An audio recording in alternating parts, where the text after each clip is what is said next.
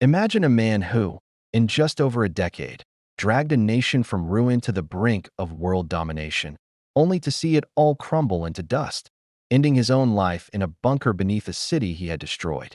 This isn't a movie plot. It's the chilling, true story of Adolf Hitler's rise and fall. How did one man gain so much power? And how did it all go so catastrophically wrong? Let's rewind to the end of World War I. Germany is a nation on its knees, crushed by the Treaty of Versailles, burdened with massive war reparations, and suffering from hyperinflation that made people's life savings worthless. The atmosphere was one of humiliation, anger, and desperation. In this chaotic environment, a former corporal, a failed artist named Adolf Hitler, found his calling. In the early 1920s, he joined a small, obscure group called the German Workers' Party. With his fiery charisma and powerful oratory skills, he quickly rose through the ranks, transforming it into the National Socialist German Workers' Party, or the Nazi Party. Hitler was a master of propaganda. He gave people simple enemies to blame for their complex problems: the Treaty of Versailles, the victorious Allied powers, communists, and most insidiously, Germany's Jewish population. He promised to restore German pride, rebuild the economy, and create a powerful, racially pure empire, the Third Reich, that would last 1,000 years. His message resonated with millions. In 1923, he attempted to seize power in the infamous Beer Hall Putsch in Munich. It failed miserably, and Hitler was imprisoned. But he used his trial as a stage, gaining national attention. In prison, he wrote Mein Kampf, or My Struggle, a book that laid out his hateful ideology and his chilling vision for the future. It became the blueprint for his regime. When the Great Depression hit in 1929, Germany was plunged into even deeper economic despair. Unemployment skyrocketed. The democratic Weimar Republic seemed helpless.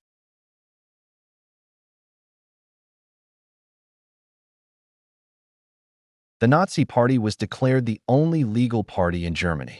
When President Hindenburg died in 1934, Hitler merged the roles of chancellor and president, becoming the absolute dictator, the Führer.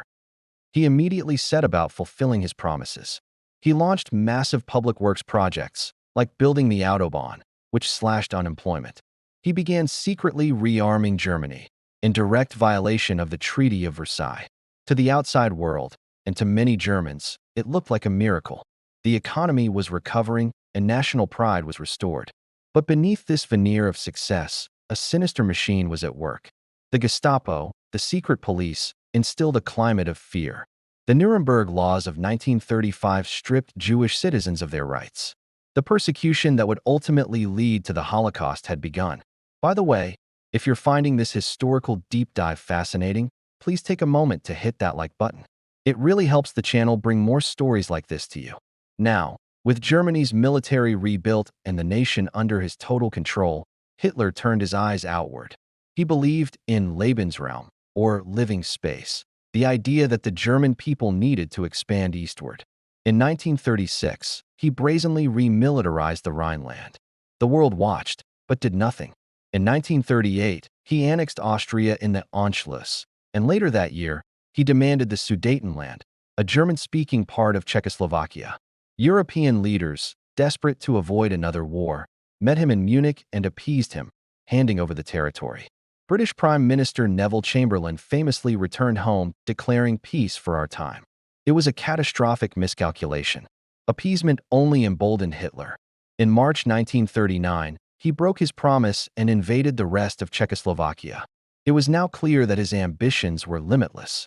The breaking point came on September 1, 1939, when Germany invaded Poland. This time, Britain and France had no choice but to declare war. The Second World War had begun. The initial phase of the war was a stunning success for Hitler. Using a new tactic called blitzkrieg, or lightning war, his forces overran Poland in weeks. In 1940, they swept through Denmark, Norway, the Netherlands, Belgium, and Luxembourg. Then came the unthinkable, the fall of France.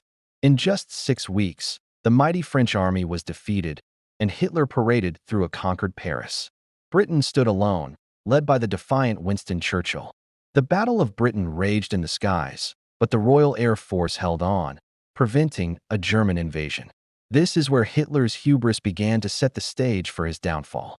In June 1941, he made his most fateful error, Operation Barbarossa, the invasion of the Soviet Union. He broke his non-aggression pact with Joseph Stalin and launched the largest land invasion in history, opening a vast eastern front.